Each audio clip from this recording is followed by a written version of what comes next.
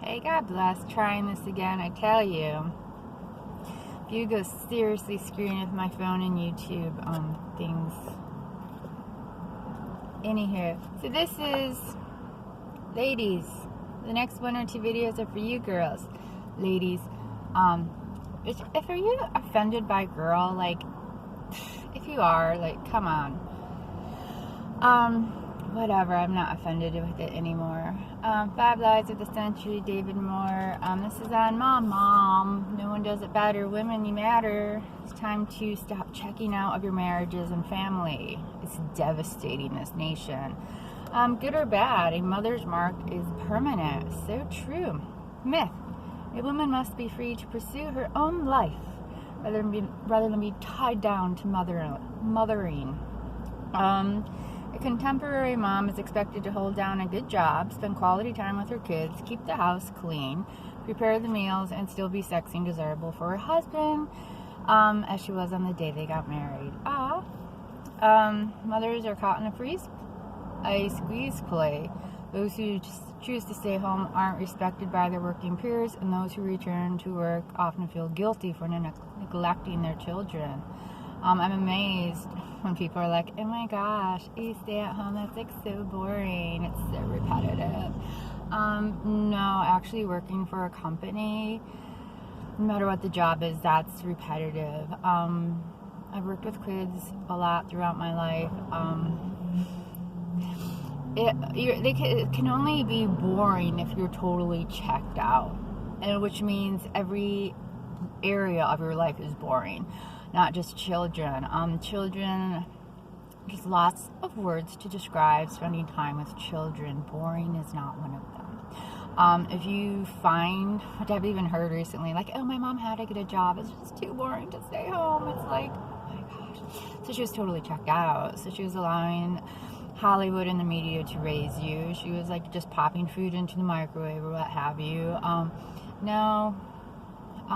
Children are so intense and they're constantly changing, and to prep children to become able adults, full functioning adults, it's not a boring job, it's not a monotonous job. Everything in life, you have your ordinaries where you have to do certain things in and out, but in general, oh my gosh, are you kidding me? If you're a woman and you can say being around kids are boring and monotonous, I would be concerned for you, because I have a lot of experience with children at many ages, and boring is not a word you can use when you are actively involved with children. They are just like nonstop. Going back to the book, you're needed though, women. Stop checking out. Seriously, stop checking out of your marriages. Stop checking out of your families. It's not amusing at all. So he goes over Hannah. Hannah's a lady in the Bible, and just principles to be like a good mom.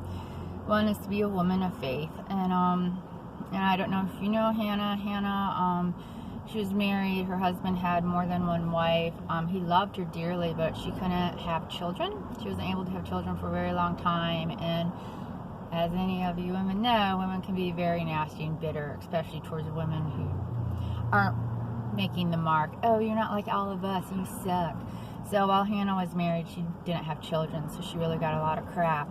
But the Lord did bless her. She stayed faithful to God, and the Lord blessed her with a son, to whom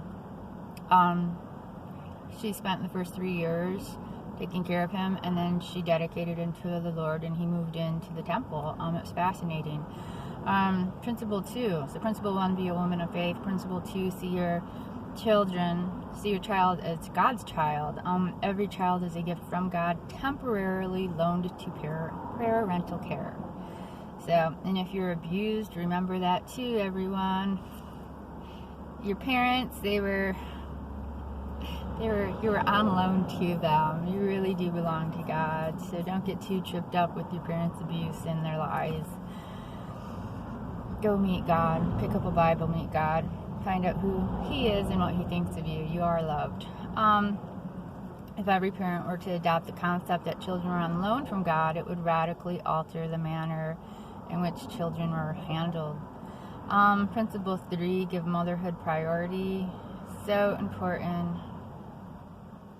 It's just so important. We are being trained left and right to not have relationships be a priority, which is really dangerous.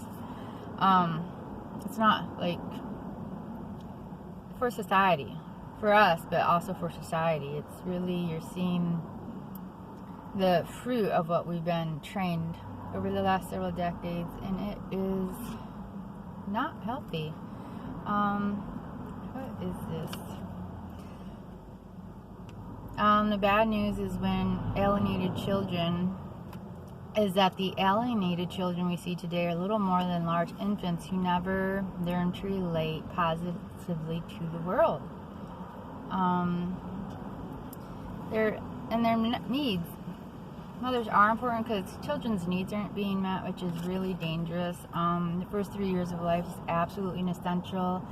One Yale psychologist, Edward Zingler, said the most important family value is this: when a woman has a baby, let her stay home to bond properly with the child. This determines his future. John, Bowlby, the only psychiatrist to twice receive the American Psychiatric Association highest award, agrees. I don't recommend at all that a mother return to work during the baby's first year. What's important is what's optimal for the child, not what the mother can get away with. If you want a job well done, do it yourself. This is from Dr. Ken Majid and Carol McClellan. I hate pronouncing names, sorry. High risk, children without conscience. The two people I just mentioned, they're the author of High Risk, Children Without Conscience. A child experience repeated or long separations, learn that his mother is not always accessible. In many cases, the child may learn he cannot trust others, and others will not care for him. Consequently, he fails to learn to care for others, to develop a conscience. This is the child who has decided in his subconscious that he cannot trust anyone to care for him and will not trust anyone. Unquote. Babies who have their cycle interrupted or uncompleted become unattached children who can expect difficulty for the balance of their life. This is it's alarming. I mean, I know I see things for childcare, like they'll take children starting at 3 months. It's so dangerous. It's not healthy, and a lot of people in childcare, they're just there for a paycheck. They really have no concern of meeting the baby's needs or meeting them in a timely fashion or meeting them with love. And even children. I mean, I know, because the one job I've had a few jobs with children, and I would get comments of like, oh my gosh, you really take this serious, like you really care for these children, like, oh my gosh. I really stood out because I did care for the children. Foster Cline warned, if at any step things go wrong, lasting and severe psychopathology may result. The results of such trauma are not pretty, and they last a lifetime. They last many lifetimes. They warp the fabric of society. It is absolutely essential that those of us with an understanding of these complicated issues raise a united call for effective intervention by society. This is not a problem that needs more study. This is a problem that needs more action now. And the action is,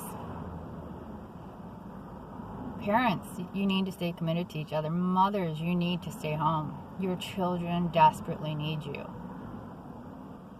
They don't need you for an hour or two once you get home. And even that, I see it with kids. I've seen it, oh my gosh, too many times, especially the family breaks. And then women aren't really, they're more concerned about, women in general need the attention and, what would you say, approval of men. There really is this odd drive, and many, I don't know if it's an odd drive. I probably am the odd one out since I don't constantly have a guy at my side. But there is a drive that many women will do anything and everything. They will, some of the case studies and people I've met, it's just horrifying what their mothers will expose them to just so that they can have a man by their side. It's very alarming. Very alarming. But we need children. The world needs moms to stay at home and be plugged into their husband, be plugged into their children. And you just see more and more kids getting put on drugs. I know one woman, she put her son on drugs. She's on her third marriage, third kid from third different man, to which the second kid was acting out because, you know, there's a new man, there's a new baby, then she got a different job and she was promoted and he's not getting any attention. And even when she comes home, she's too busy doing household stuff and, you know, trying to make the new relationships go, that this kid is totally left out. And so he's acting up and striking her. And instead of bringing him into the fold or trying to step back and, you know, giving him attention, her knee-jerk reaction is, I got him on drugs. Pitting children, I just mind-boggling between the vaccinations and behavior-altering drugs. It's dangerous enough with an adult where your immune system is fully functioning and your brain is pretty much stopped growing. But to do this with children where their hormones and everything is growing, nothing is quite formed yet, and you're pitting these very toxic, life-altering substance in them when all they need is your attention. It's very alarming. Number 4, give children spiritual instruction, which is very important. It's just important for everyone to have. You can't get away from there is right and wrong. I know the society is very much, there is no truth. You just find what you want to hear. That's not true.